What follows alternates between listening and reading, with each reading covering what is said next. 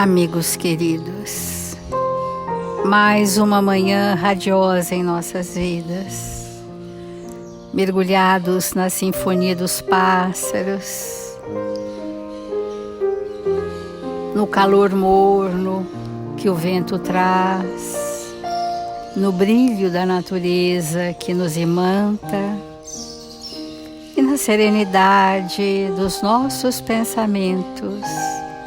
Pensemos em Jesus, relembrando as suas passagens pela doce Galileia, trazendo a cada coração um roteiro de luz a ser seguido, trazendo a cada consciência o reino de Deus. E que pela vontade do Pai se estabeleça em nossos corações as leis do amor. Aqui estamos, amigos queridos, em nome de Jesus, buscando no seu Evangelho, Senhor, a fonte mais sublime das nossas inspirações, para que hoje, uma vez mais, possamos refletir sobre tudo que a vida nos oferece, sobre nós mesmos, tendo como parâmetro o Evangelho de Jesus. Obrigada, amigos queridos, obrigada, Senhor, e que assim seja, Mestre.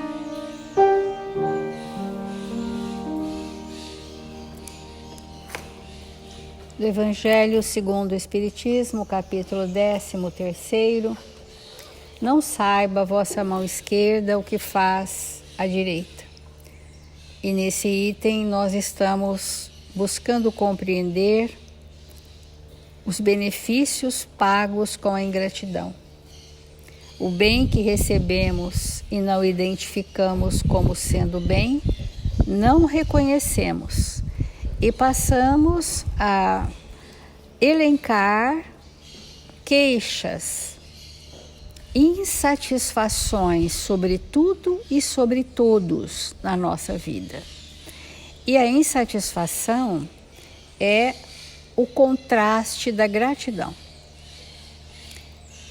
Pode parecer ingratidão, mas vamos entender que o espírito satisfeito com o que a vida lhe oferece, que se resignou nas provas do caminho, entendendo com alegria que essas provas são formas de ajuste com a lei para nos pacificar e gerar o nosso progresso, esse espírito não teria do que se queixar. Não teria a lacuna da insatisfação, que é o não preenchimento do mundo interno.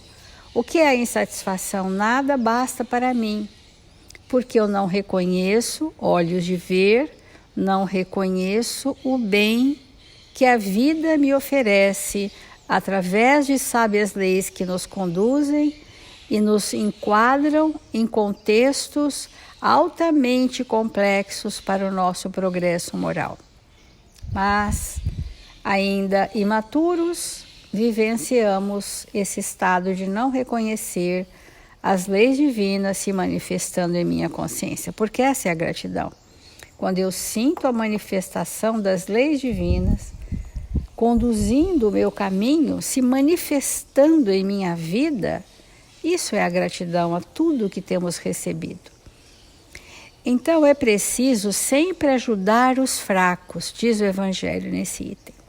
Mesmo sabendo de antemão que aqueles a quem se faz o bem não estarão contentes. Não estarão contentes conosco, contentes consigo próprios, com o ambiente onde estão inseridos, com a profissão que exercem, com os relacionamentos a que foram constrangidos a vivenciar pela força da lei. Então esses espíritos não estarão contentes, não estarão satisfeitos. E vai gerando então o grande vazio existencial. Sabei que se aquele a quem prestais serviço esquece o benefício, Deus vô-lo terá mais em conta do que se estivesseis já recompensados pelo reconhecimento do beneficiado. Amigos, nós estamos fazendo uma escalada de entendimento que diz assim, olha, quanto mais nós vamos moralmente crescendo em sentimentos e valores, o retorno do benefício que fazemos é a satisfação de tê-lo feito e não a retribuição daquele que recebeu ou não o benefício prestado. Então, essa é a gratificação, a satisfação de estarmos fazendo o bem. Isso precisa ser grafado em nós consciencialmente, amigos, para nós entendermos que Deus vô-lo terá mais em conta do que se estivesseis já recompensados pelo reconhecimento do beneficiado. Deus permite que sejais pagos por vezes com a ingratidão para experimentar a vossa perseverança em fazer o bem. Aí responde a pergunta inicial desse item. Quantas pessoas deixam de fazer o bem porque não foram reconhecidas, não foram valorizadas, não foram incentivadas nesse bem? Nós estamos afirmando todas as manhãs que isso esse tipo de ingratidão se chama vaidade. E quando a nossa gratificação, a nossa satisfação íntima foi pelo que já estamos fazendo, que bom que eu consigo fazer um bem, isso seria a recompensa. Nós trouxemos também uma mensagem de Emmanuel, segundo Lucas, que diz assim, está no livro Vinha de Luz: não basta ver. Olha só, ele vai falar do cego de Jericó. O cego de Jericó é o símbolo do espírito que a cegueira era só física, porque o seu perispírito já estava limpo. Então, quando Jesus o curou, ele já estava internamente curado e foi só tirado o tampão da visão que ele não tinha. A atitude do cego de Jericó representa padrão elevado a todo discípulo sincero do Evangelho. É o padrão mais elevado de reconhecimento do que recebeu de Jesus, que é a gratidão. O enfermo de boa vontade procura primeiramente o Mestre diante da multidão. Em seguida, a cura acompanha Jesus, glorificando a Deus. Estado extremado de quem recebe a cura, ele vai, pede, procura, diante da multidão, recebe a cura, acompanha Jesus, glorificando a Deus. E todo o povo, observando o benefício, a gratidão e a fidelidade reunidos, volta-se para a confiança no divino poder de Deus. Então, esse é um estado máximo da gratidão que o espírito pode chegar na Terra. Gratidão a Deus pelo bem que recebemos de Jesus em nome de Deus. E isso gera um grau, esse tipo de gratidão gera uma extremada fidelidade aos princípios de Jesus. Então, Jesus nos faz o bem diuturnamente, todos os instantes da nossa vida, todos, até aqueles mais sofridos, nós estamos sob o influxo do amor de Deus através de Jesus. É Jesus nesse planeta que se manifesta para nos auxiliar de forma contínua. E é importante nós pegarmos essa compreensão e termos um dia todo pensando sobre isso. Como Jesus está agindo em mim. Como Jesus está me beneficiando. Como Jesus está me curando. Às vezes, no momento de grave dor que passamos, nós estamos entendendo: Jesus está me curando, porque eu preciso passar por esse processo de aferir quem realmente eu sou. A maioria dos necessitados, porém, assume posição muito diversa. Então, nós falamos da extremada gratidão, simbolizando o cego de Jericó e todos aqueles que seguiram Jesus na primeira hora. Mas a maioria dos necessitados, porém, assume posição muito diversa. Quase todos os doentes reclamam a atuação do Cristo. Reclamam, porque não sentem que Jesus age sobre nós. Reclamam a ação do Cristo, exigindo que as dádivas desçam aos caprichos perniciosos que lhes são peculiares. Há pessoas que oram para que seus caprichos inferiores e perniciosos sejam feitos, e quando não, reclamam a ausência de Jesus. É uma inversão do que é o bem e do que é o mal. É uma inversão do que é o bem e do que é o mal. Então elas não estão precisando desse capricho, mas são altamente necessitadas e estão sim sendo amparadas nas suas necessidades e não nos seus caprichos. Sem qualquer esforço pela elevação de si mesmos à bênção do Mestre. Então, não reconhecer Jesus se manifestando em nós todo o tempo é um estado de ingratidão. Raros procuram o Cristo à luz meridiana, e de quantos lhe recebem os dons, raríssimos são os que lhe seguem os passos no mundo. Então, raríssimos são aqueles que seguem os passos de Jesus. Quem segue os passos de Jesus? O que tem gratidão pelo que Jesus é na nossa vida e quer manifestar a todos o bem que recebeu da vida.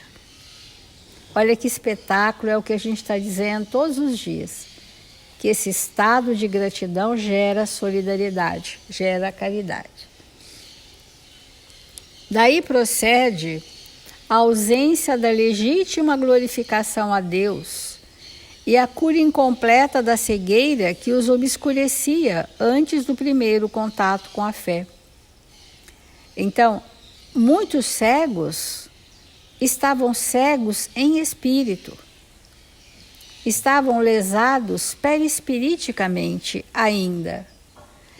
E como cegos do espírito, embora nossos olhos possam ver a luz do mundo, mas os cegos em espírito não conseguem sentir a luz do amor de Deus se manifestando, se pronunciando. E, portanto, em razão disso, a terra está repleta dos que creem e descreem. No mesmo dia a pessoa crê, mas o capricho não é atendido, descreem. A dor não é aliviada, descreem. Porque não entenderam o processo reparador que estamos inseridos sob o influxo do Mestre. Estudam e não aprendem. Porque para aprender é preciso ter prontidão para a aprendizagem. Assim como a criança em idade escolar precisa ter prontidão, que é um conjunto de sinais que habilita a sua alfabetização, o espírito, na sua escalada evolutiva, precisa também ter um estado de prontidão, ou seja, receptores internos do senso moral que lhes facultam a abertura do entendimento, para que esse entendimento transcenda ao entendimento intelectual, mas que seja o entendimento pelos poros da clarividência do espírito. Esse é o entendimento. Aquele que recebe dádivas pode ser somente beneficiário. O que, porém, recebe o favor e agradece-o, vendo a luz e seguindo-a, será redimido. Estes fazem uma evolução vertical. É óbvio que o mundo inteiro reclama visão com o Cristo, mas não basta ver simplesmente. Os que se circunscrevem ao ato de enxergar podem ser bons narradores, excelentes estatísticos. Entretanto, para ver e glorificar o Senhor, é indispensável marchar nas pegadas do Cristo, escalando com ele a montanha do trabalho e do testemunho. Por isso que Emmanuel diz para nós, quando Jesus nos convida, vinde a mim, e nos convida dioturnamente, Emmanuel nos diz assim, queres ir? Mas Jesus está nos convidando, mas ele insiste em dizer, mas queres ir? Porque para ir, nós precisamos marchar nas pegadas do Cristo, escalando montanhas que nós acrescentaríamos grandes obstáculos de testemunhos pessoais para ir. Mas às vezes estamos estagnados e insatisfeitos, aguardando que nossos caprichos sejam promovidos pelos espíritos superiores. Então vamos refletir, amigos queridos, nessa reflexão profunda que Emmanuel traz para nós daquilo que recebemos e nem identificamos ainda, e que às vezes pedimos para sermos abastecidos em caprichos perniciosos. E aqueles que seguem as pegadas do Mestre são aqueles dispostos ao esforço de elevação de si mesmos nas montanhas e nos percalços do caminho.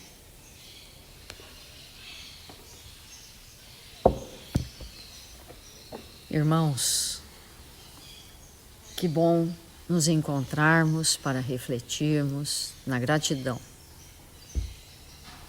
E alguns dias estamos estudando, refletindo, aprendendo com um texto de Emmanuel intitulado Operemos em Cristo. E esse texto, ele nos convida a uma reflexão muito profunda, porque ele vai dando os passos para ficarmos atentos o quanto necessitamos de verdade de prestar atenção naquilo que nós realizamos e fazermos com muito primor, sem exigir recompensa, e nem que as pessoas que estão ao nosso redor nos gratifiquem, sejam gratos por aquilo que nós estamos realizando. Porque tudo aquilo que nós estamos realizando de bem, de aperfeiçoado, de adequado numa existência, é um bem em primeira instância, em segunda e em terceira instância para nós mesmos. E ele diz assim, é perigoso estabelecer padrões de reconhecimento para corações alheios, ainda mesmo quando sejam preciosas joias do nosso espírito. Em nossa expectação ansiosa por enxergar a soma de nossos gestos nobres, podemos parecer egoístas, ingratos, maldizentes. Então, muitas vezes, nós ficamos numa expectativa que aquilo que nós fazemos de nobre, de importante, de necessário, sejam realmente enxergados pelas pessoas que nos rodeiam e que nós sejamos colocados numa posição de destaque. E isso nada mais é do que, de fato e verdadeiramente, um movimento do nosso lado sombrio, ainda muito necessitado de aplauso, muito necessitado de reconhecimento. E isso precisa ser alterado no campo da nossa alma. Vamos refletir na importância do que Emmanuel diz para nós nessa lição. Ele diz assim: preparemos a terra, auxiliando-a e adubando-a. Em seguida, lancemos no solo sementes e mudas valiosas. De que solo, de que ambiente Emmanuel está dizendo aqui? No mesmo que diz o Evangelho. Ou seja, o espírito é um campo necessitado de ser cultivado, necessitado de ser envolvido nas vibrações de paz, de equilíbrio, para que nós possamos verdadeiramente aprofundarmos nas nossas tarefas, fazendo o que podemos fazer de melhor e, com isso, nos mantermos equilibrados, serenos, confiantes que o resultado das nossas tarefas mínimas serão incorporadas na nossa intimidade. E ele diz assim: o serviço mais importante daquilo que nós estamos realizando na Terra, esse pedaço já é um grifo meu, então ele diz assim: o serviço mais importante caberá ao Senhor da vida. Olha isso. Quem é o Senhor da vida? Deus. E quem está em nome de Deus na terra para nos auxiliar? Jesus. Então, nós estamos fazendo muitas coisas, graças a Deus. Nós estamos realizando muitas tarefas, mas o mais importante será executado por Jesus e Deus nosso Pai. Isso é fácil de nós compreendermos. Isso é fácil de nós compreendermos, porque é Jesus que governa o planeta Terra com suas forças, equilibrando-as e mantendo-nos, espíritos que somos, numa condição adequada para que possamos avançar em entendimento, em sabedoria, em amor. E ele continua: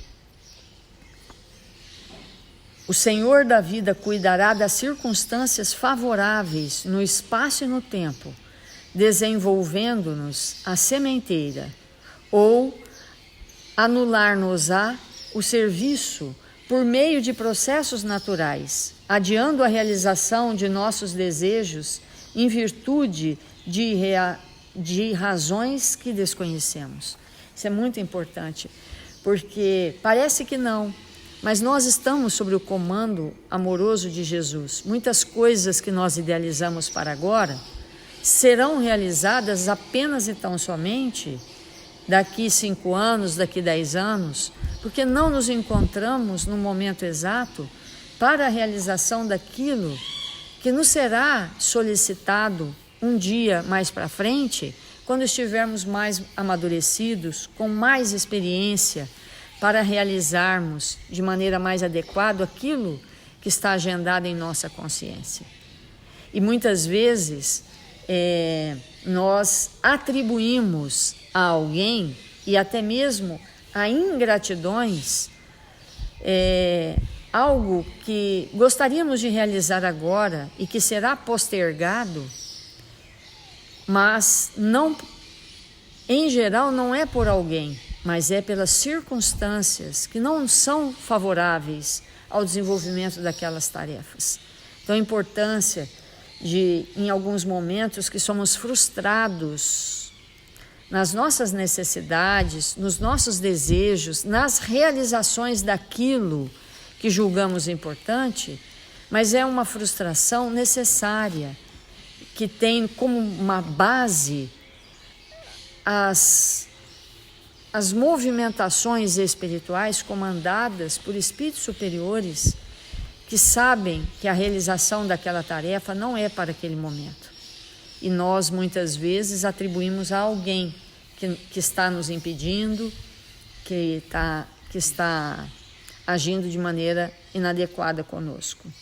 E ele continua: o pomicultor equilibrado trabalha com o título de sincera confiança do céu, ignorando de maneira absoluta se colherá as flores ou frutos de suas obras, no quadro do imediatismo humano.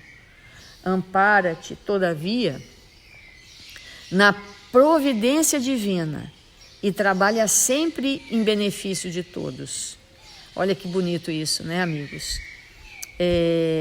Perguntar de manhã, de tarde e de noite, hoje, amanhã e o tempo todo, se aquilo que nós estamos realizando realmente tem uma repercussão em termos de bem para todos. Porque é isso que vai nos engrandecer verdadeiramente.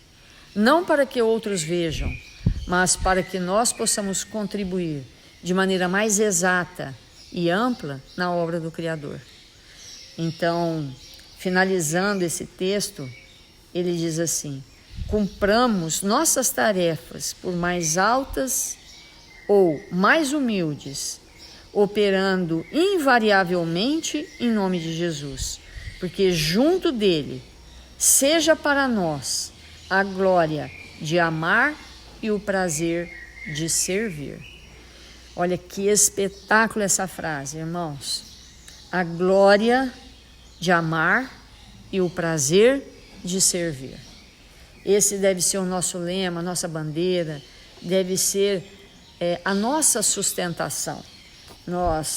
Para que nossos dias sejam gloriosos na terra, repletos de experiências no bem. Que nós sejamos aqueles espíritos a nos manter equilibrados, felizes, estimulados ao trabalho, que aonde nós estivermos possamos fazer a diferença, sejamos amigos dos amigos, compreensivos, estendemos as nossas mãos, nossos braços para cooperar, sejamos aqueles que mais trabalham, que mais compreendem, para que o ambiente que nos cerca seja um ambiente favorável à manifestação do espírito imortal que somos, ampliando as nossas habilidades espirituais. Então, que Jesus nos abençoe e nos fortaleça. Vamos fazer a nossa prece.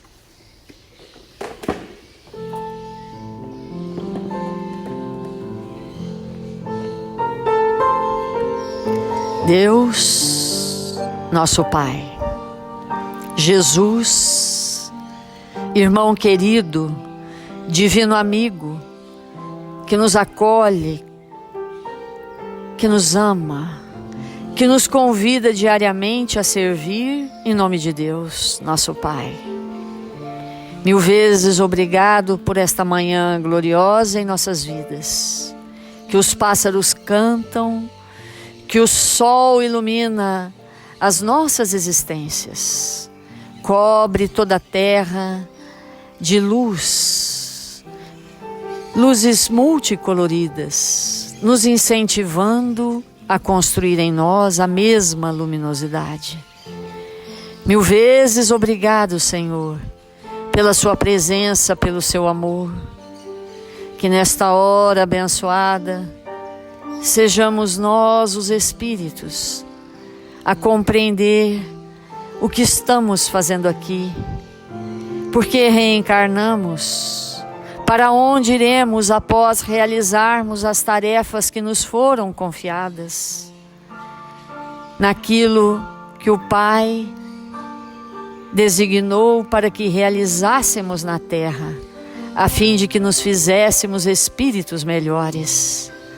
Mil vezes obrigado, Senhor, pela sua presença em nossas vidas, pelo seu amor.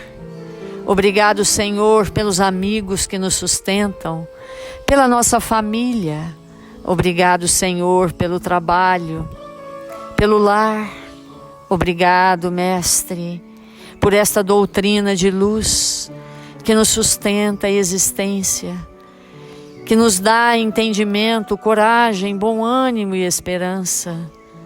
Ampara, Mestre, nossos irmãos registrados nos cadernos de vibração da nossa casa, para que eles possam, nesta hora, serem vinculados ao seu amor.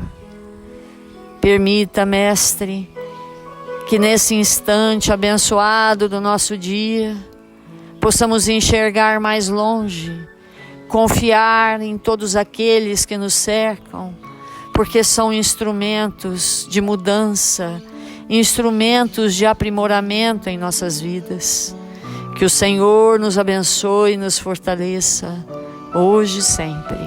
Que assim seja, Senhor.